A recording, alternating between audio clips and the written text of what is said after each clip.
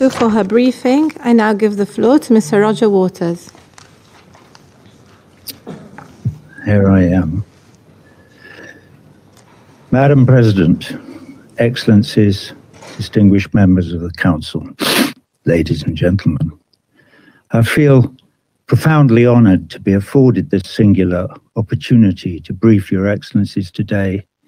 With your forbearance, I shall endeavour to express what I believe to be the feelings of countless of our brothers and sisters all over the world, both here in New York and across the seas. I shall invite them into these hallowed halls to have their say.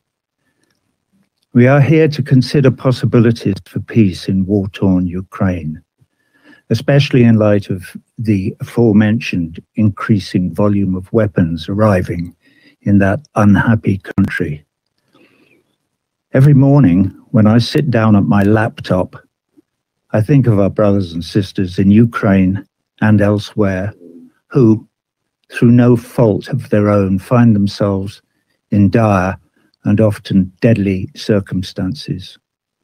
Over there, in Ukraine, they may be soldiers facing another deadly day at the front, or they may be mothers or fathers facing the awful question, how can I feed my child today? Or they may be civilians, not knowing that today the lights will go out for sure, as they always do in war zones, knowing that there is no fresh water, that there is no fuel for the stove, no blanket, just barbed wire and watchtowers and walls and enmity. Or they might be over here in a big, rich city like New York. Here, brothers and sisters can still find themselves in dire straits. Maybe, somehow, however hard they worked, all their lives, they lost their footing on the slippery, tilting deck of the neoliberal capitalist ship we call life in the city and fell overboard to end up drowning. Maybe they got sick. Maybe they took out a student loan. Maybe they missed a payment. The margins are slim. Who knows?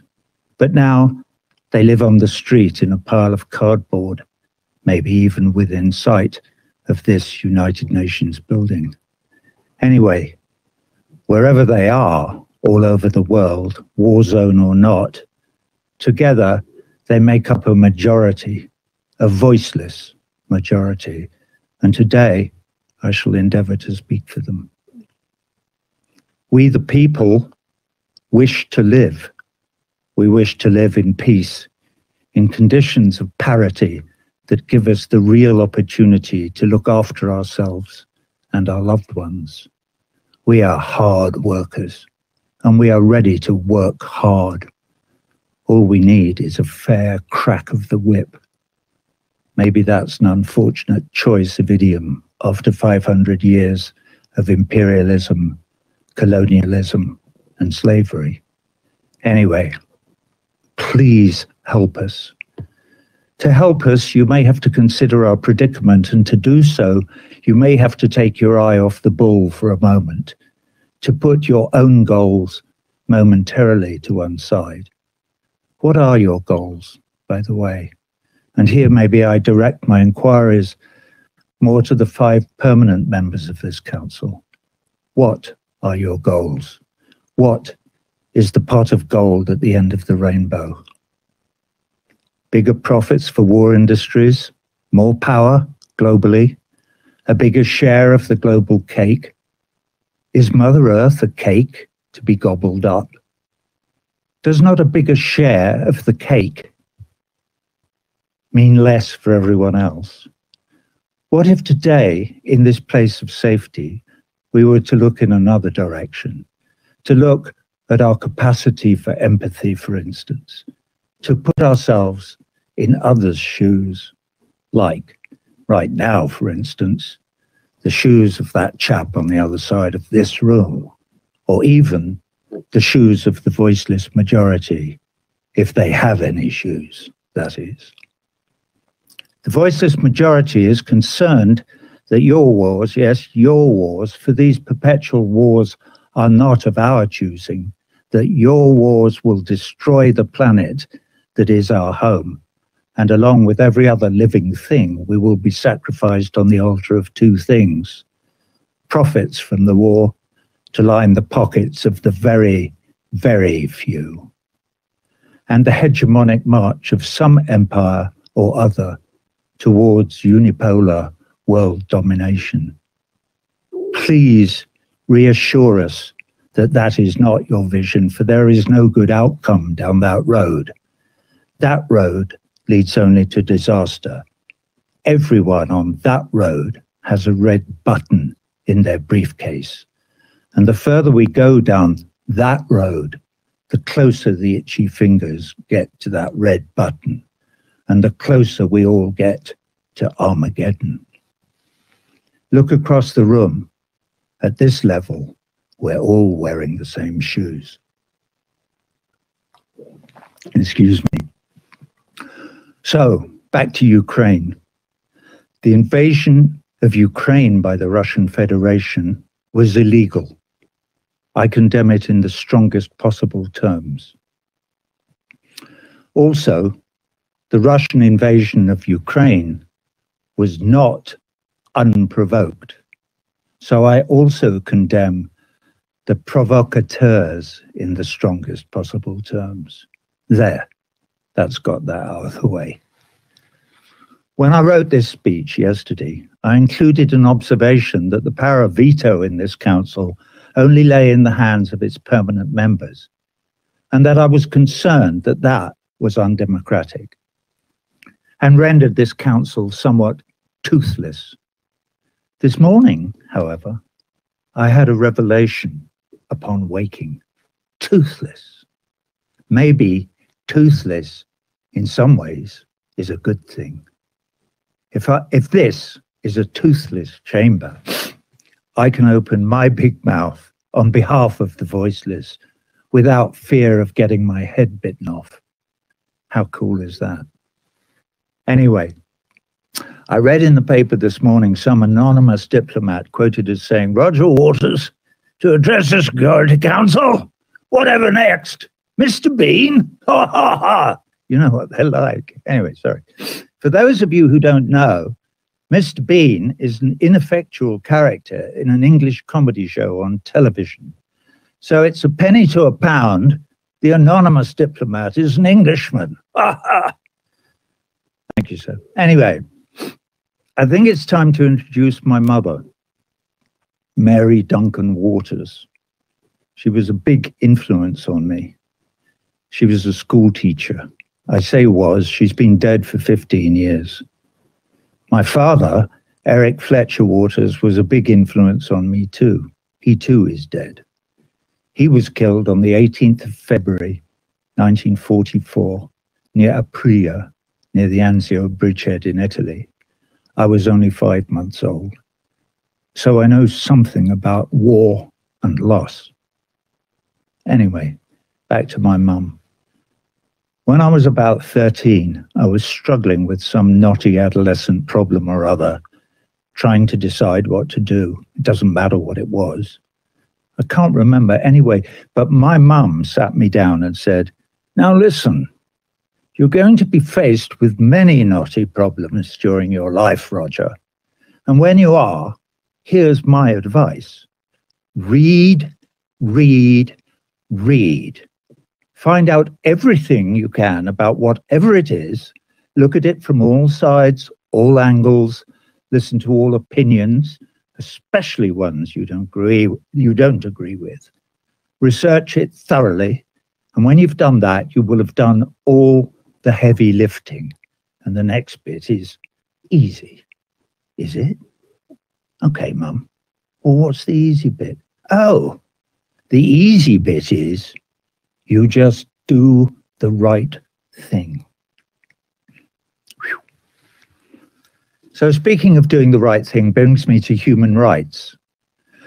We the people want universal human rights for all our brothers and sisters all over the world, irrespective of their ethnicity, religion, or nationality. To be clear, That would include, but would not be limited to, the right to life and property under the law. For instance, for Ukrainians, and, for instance, Palestinians. Let that sink in.